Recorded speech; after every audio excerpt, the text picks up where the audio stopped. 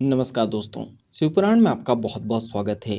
आज हम पढ़ने वाले हैं शिवपुराण की श्री शतरुद्र संहिता की अध्याय नंबर 20 हनुमान अवतार के बारे में। तो चलिए शुरू करते हैं। नंदीश्वर बोले, हे महामुने, एक समय की बात है, भगवान शिव जो कि महान लीलाधारी है, भगवान श्री हरि विष्णु का मोहिनी रूप देखकर उन पर मोहित हो गए। कामदेव के बाणों से आहत होकर रामचंद्र जी के कार्यों को सिद्ध करने हेतु उन्होंने अपना वीर्यपात कर दिया। तब उस वीर्य को पत्ते पर रखकर सप्त ऋषियों ने देवी अंजनी के कान में पहुंचा दिया। समय आने पर देवी अंजनी गर्भवती हुई और उन्होंने महाबली और पराक्रम युक्त वानर रूपी शरीर वाले हनुमान को जन्म दिया। बाल्यकाल में हनुमान बड़े ही वीर व पराक्रमी थे। वे बहुत चंचल भी थे। बाल लीला में उन्होंने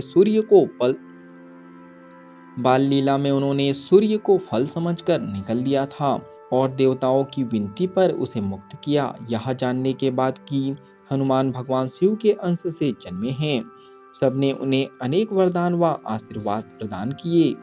सूर्य देव की कृपा से उन्हें सारी विद्याएं प्राप्त हुई। बालपन से ही हनुमान के हृदय में श्री राम का निवास था। भक्ति भावना से उनकी आराधना और सेवा करना ही उनका ध्येय था। उन्होंने श्री राम की सेवा हेतु अपना घर त्याग दिया। उनकी वानर राज सुग्रीव से भेंट श्रीमुख पर्वत पर हुई, जिनकी पत्नी का हरण उसके भाई बाली ने किया था और उसे अपने राज्य से निकाल दिया था। हनुमान भी सुग्रीव के साथी बनकर उनके साथ रहने लगे। जब रामचंद्र जी वनवास काट रहे थे और दुष्ट रावण ने उनकी पत्नी देवी जानकी का अपहरण कर लिया था, उस समय उनकी भेंट हनुमान से हुई थी। हनुमान ने अपने आराध्य श्री राम को पहचान लिया और उनके चरणों में अपना वर्चस्व समर्पित कर दिया। हनुमान और सुग्रीव से मित्रता हो जाने के पश्चात श्री राम ने सुग्रीव के बड़े भाई बाली, जिनसे उनका राज्य और पत्नी दोनों छीन लिया था, का वध कर सुग्रीव का राज्य अभिषेक कराया।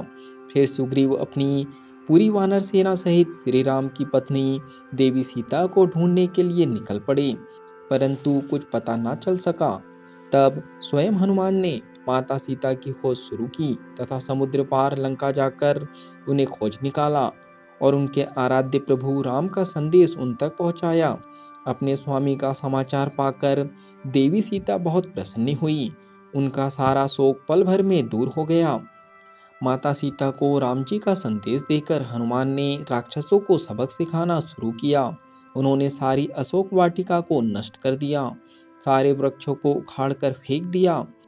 जब रावण के सैनिकों ने उन्हें देख लिया तो रावण के सामने जाने हेतु उन्होंने अपने को कैद करा दिया। बंधन में बांधकर उन्हें रावण के सामने ले जाया गया। तब राक्षस राज ने वानर रूपी हनुमान की पूंछ में आग लगाने का दंड किया।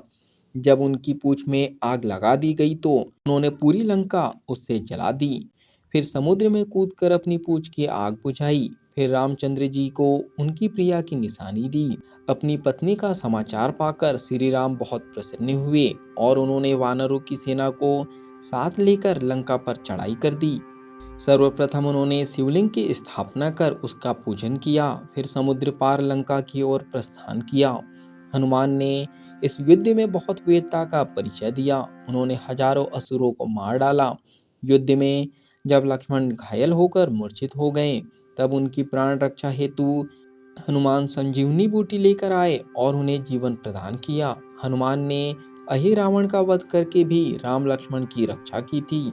हनुमान में भगवान शिव का अंश था और उन्होंने पग पग पर श्री राम की रक्षा एवं सहयोग देकर उनके कार्यों को सिद्ध किया। यह अध्याय यहीं पर समाप्त होता है। जब तक के लिए आप कमेंट्स में सनातन लिख सकते हो, चैनल को सब्सक्राइब कर सकते हो और बेल आइकन को दबा सकते हो, ताकि आने वाला अध्याय आपसे मिस ना हो सके। तो बाकी हम लोग मिलेंगे अगले अध्याय में। जब तक के लिए धन्यवाद।